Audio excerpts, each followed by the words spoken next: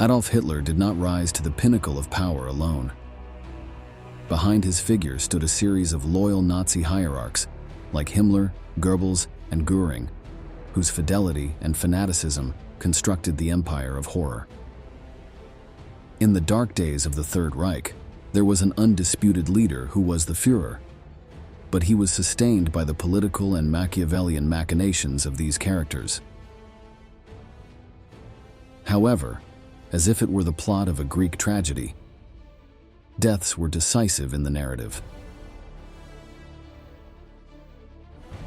In the final days of the Second World War, the betrayals and loyalties of these leaders put the stability of the regime at stake, ultimately costing them their lives. In today's video, you will discover the lives and deaths of Hitler's closest lieutenants. You will learn what decisive role they played in the rise and fall of the National Socialist Empire. Join us as we delve into the shadows of the Nazi apparatus in this new episode of Military History.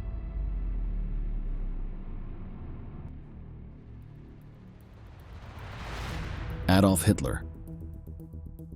Adolf Hitler, a central figure in 20th century history, led the German Third Reich during World War II. His totalitarian regime and his Nazi ideology left an indelible mark on humanity. But how did this man who unleashed one of the darkest times in history come to his end?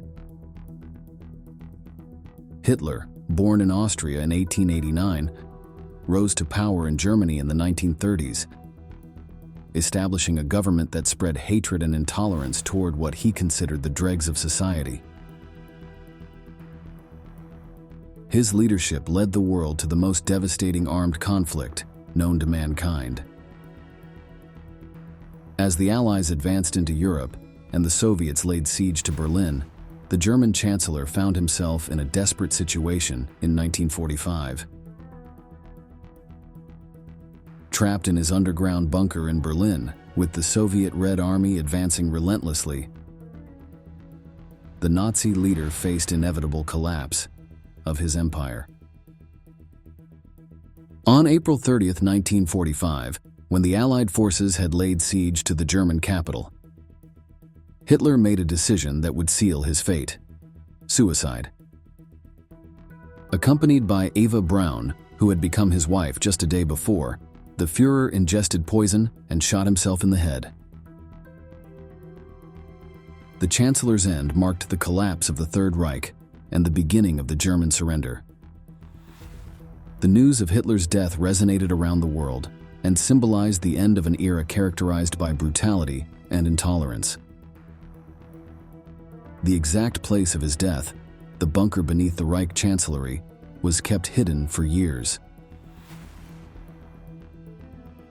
The official Soviet version claimed that Hitler had escaped, fueling conspiracy theories. However, as time passed, the truth came to light and it was confirmed that Hitler had chosen suicide to avoid facing defeat and capture. One of the few surviving witnesses affirms this.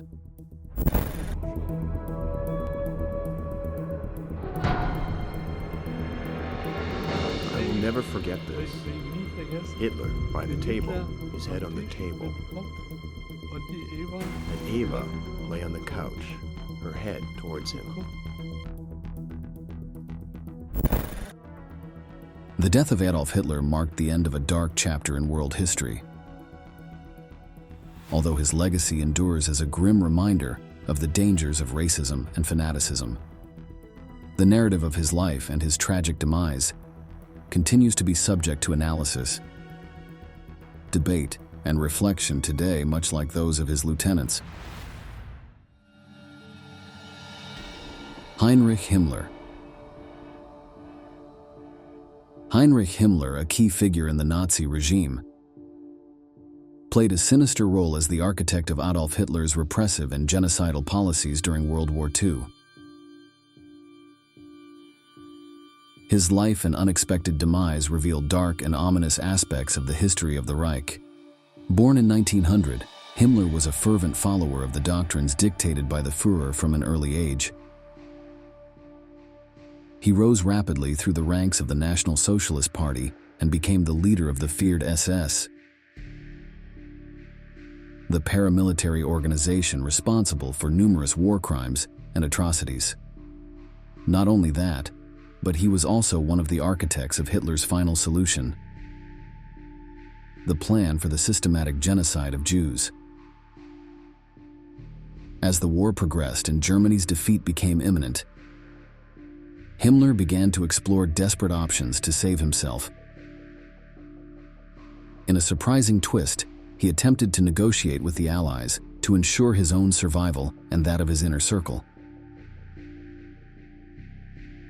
However, his attempts at betrayal were unsuccessful, and news of his actions reached Hitler's ears. Upon learning of Himmler's disloyalty, the Führer stripped him of all his positions on April 28, 1945. With the certainty that he would be captured and face war crimes trials, the leader of the SS made a shocking decision. On May 23, 1945, before being apprehended by Allied forces, Heinrich Himmler took his own life by ingesting cyanide.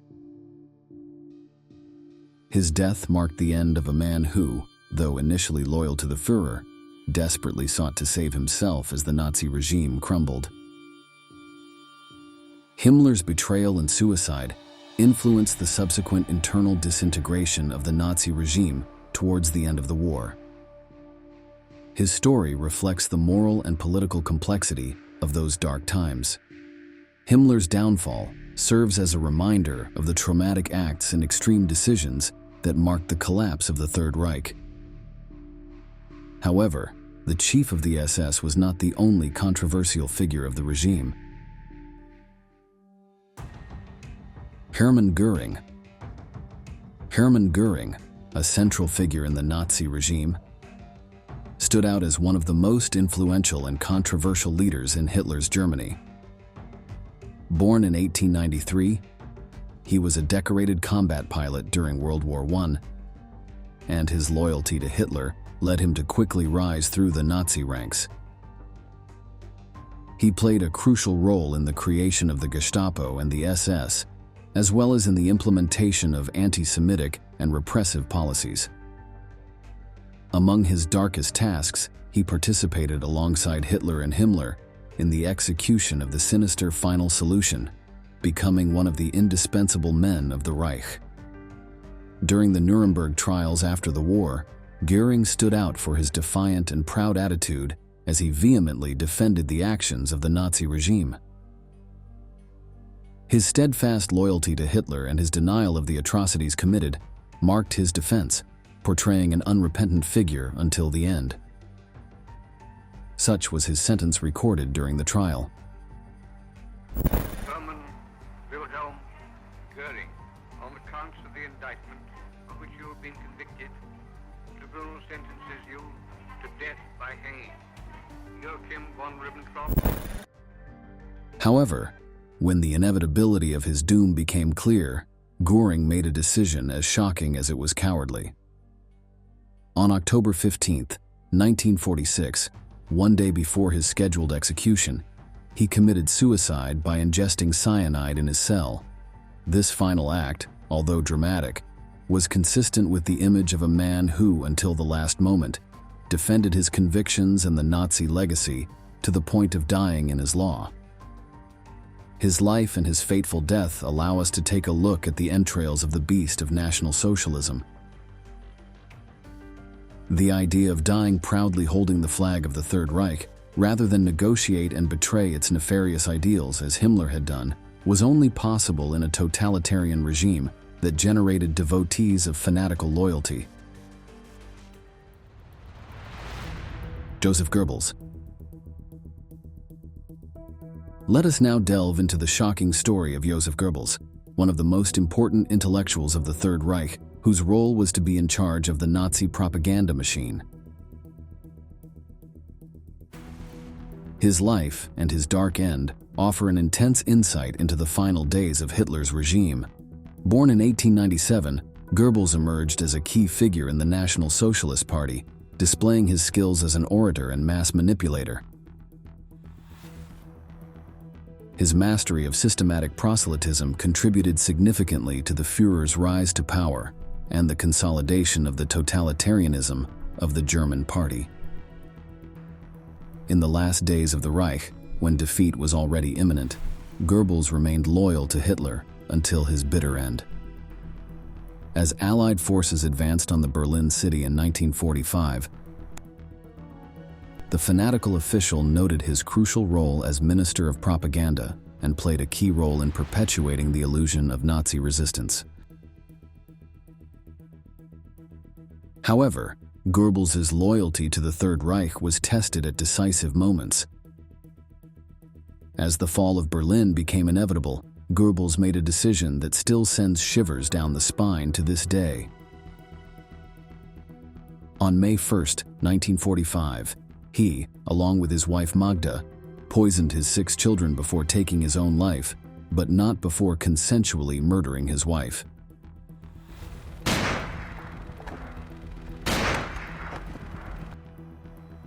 This desperate and tragic act marked a shocking end to the life of Goebbels and his family. His choice to die, rather than surrender to the Allies, can be interpreted as a final act of loyalty to the Third Reich. However, some argue that it was also an attempt to avoid the consequences of Nazi crimes and preserve the image of the regime. The ambiguity of his legacy reflects the moral complexity of those tumultuous days, in which all Nazi leaders faced situations that involved the decision between life and death.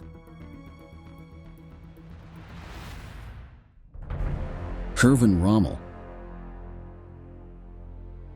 The captivating story of Erwin Rommel, the famed German field marshal known as the Desert Fox, is a fascinating chapter in the context of World War II.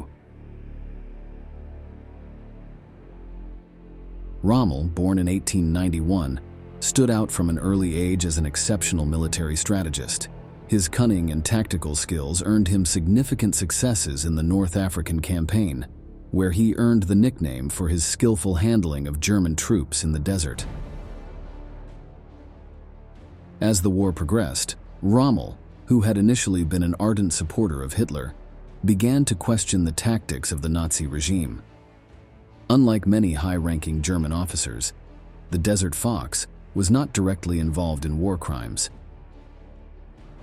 His focus was more on military strategy than on National Socialist ideology. In the final months of the conflict, when the country's defeat already seemed inevitable, Rommel became involved in a conspiracy to assassinate the Führer. This alleged operation consisted of an attack to kill the German Chancellor, carried out by some of his closest officers. However, the level of involvement of the Nazi marshal in said plot remains the subject of debate to this day. Some maintain that Zorro knew about and supported the idea of overthrowing Hitler, while others argue that his role was more ambiguous and much less incriminating.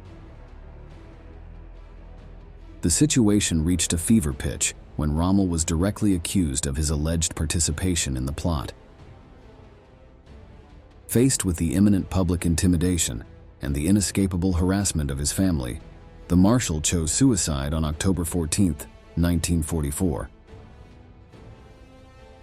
The end of Rommel and his support in the boycott of Hitler remains an enigma, with unanswered questions about whether he remained loyal to the Third Reich or whether, facing a stormy fate as a war criminal, he sought to disassociate himself from Nazi atrocities.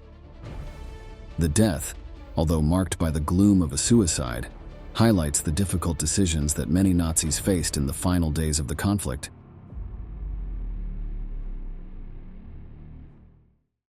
Adolf Eichmann. Let's journey through the final days of Adolf Eichmann, one of the key figures in the logistical organization behind the Holocaust. His story, though dark, offers a unique insight into the ethical dilemmas and consequences of the brutal Jewish extermination perpetrated by the Nazis. Born in 1906, Eichmann distinguished himself for his efficiency in logistical administration and the implementation of the regime's anti-Semitic policies.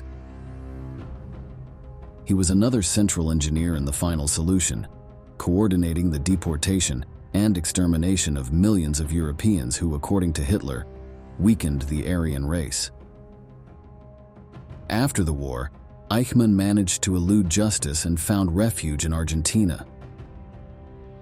However, in 1960, agents of Mossad, the Israeli intelligence service, located and kidnapped the Nazi, bringing him to trial in Israel. During the process, he showed little expression of remorse and defended his actions as merely following orders. The testimonies of the victims are heart-wrenching. Tore off the clothing of the old man and he was shot. I saw it with my own eyes. And then they took my mother and she said, "Let us go before her." They caught mother and shot her too. However, as the trial progressed, some testimonies indicated that the accused may have acted more autonomously than initially believed, characterizing him as one of the most fanatical Nazis. Regarding his fate, he was found guilty of crimes against humanity and sentenced to death.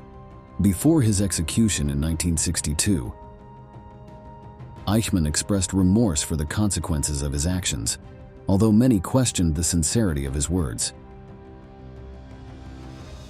His case, like that of many others, sparked controversy over the moral complexity of his actions and raised questions about individual responsibility in a totalitarian system.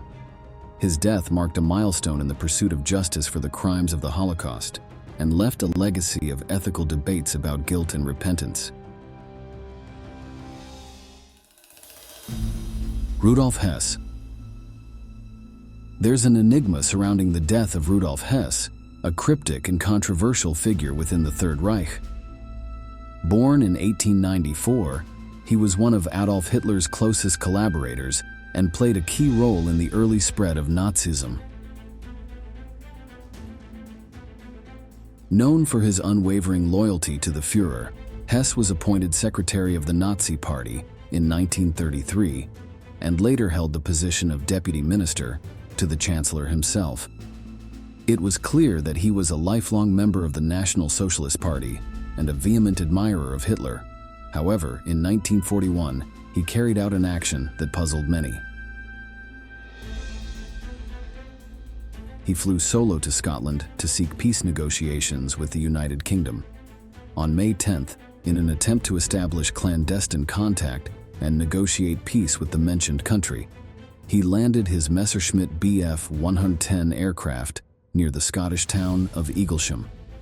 This perplexing act left everyone bewildered, both Allies and Nazis. Hess claimed he acted on his own initiative, without Hitler's knowledge or approval.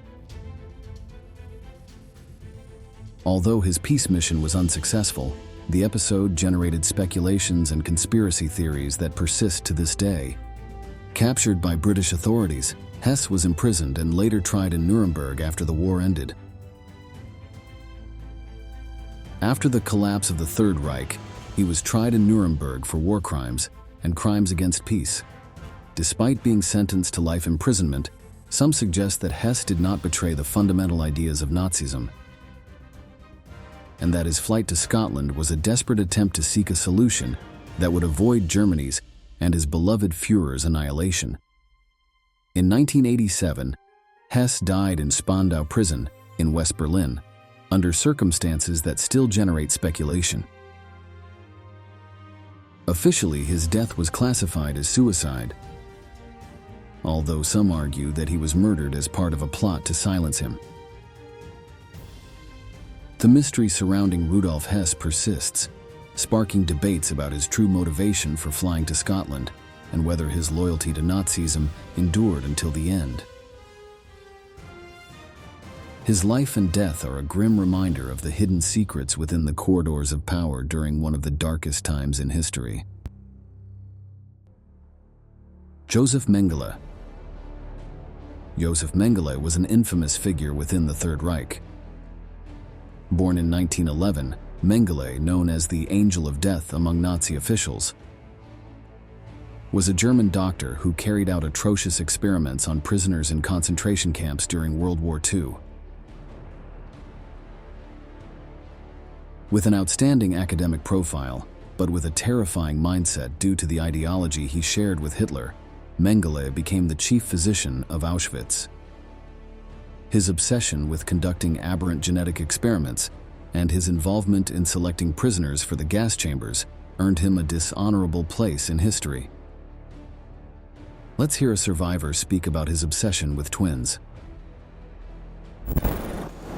But we were used in experiment 6 days a week. Part of it was physical study of twins, naked, measurements, comparisons, to see how we were alike, how we were different, and how close we were to the Aryan race design. At the end of the war, Mengele fled to South America like so many other fugitives, managing to evade justice for decades. He lived in Argentina and Paraguay, and finally settled in Brazil under a false identity. Contrary to many Nazis who attempted to reinvent themselves, Mengele did not disavow his atrocities and never showed remorse for his actions. He died in 1979 while swimming in Brazil, and his death was classified as an accident. Due to lack of information, the true cause of his death remains uncertain, fueling rumors and conspiracy theories among the most speculative historians. Otto Skorzeny. Otto Skorzeny, born in 1908 in Vienna, Austria, earned a reputation as one of the boldest and most fearless commandos of Nazi Germany. Known for leading the daring operation that liberated Benito Mussolini from captivity at Gran Sasso in 1943, he gained the respect of Adolf Hitler and became a prominent figure in the SS. After the war, he was captured by Allied forces, but his ingenuity and ability to convince his captors earned him release in exchange for regime intelligence. In his later years, Skorzeny surprised the world by distancing himself from Nazi ideologies. He became a businessman and international consultant, working with governments and corporations in the Middle East and Latin America. He passed away in 1975 in Madrid, Spain, from lung cancer. Some argue that his change of course in renouncing Nazi beliefs was an attempt at reinvention, while others see it as a pragmatic adjustment to survive in the post-war era without being branded a genocidal figure for the rest of his days. Under Hitler's leadership, Nazism exterminated over 6 million Jews due to a doctrinal fanaticism that believed in the existence of a superior race, and it overwhelmed all of Europe for many years. However, Hitler's leadership alone would not have been sufficient for this massacre and reign of terror. All the men we have discussed in this episode were instrumental in the construction of the Third Reich, the most brutal and bloodthirsty tyranny of the 20th century. While the role of the German Chancellor is undeniable, we must not forget that the high-ranking Nazis were as responsible as the leader himself. It's a historical lesson that societies must not forget to prevent tragedy from repeating itself. And with this, we are concluding today's video. We thank you for watching until the end, and we look forward to seeing you in the next installments of Military History.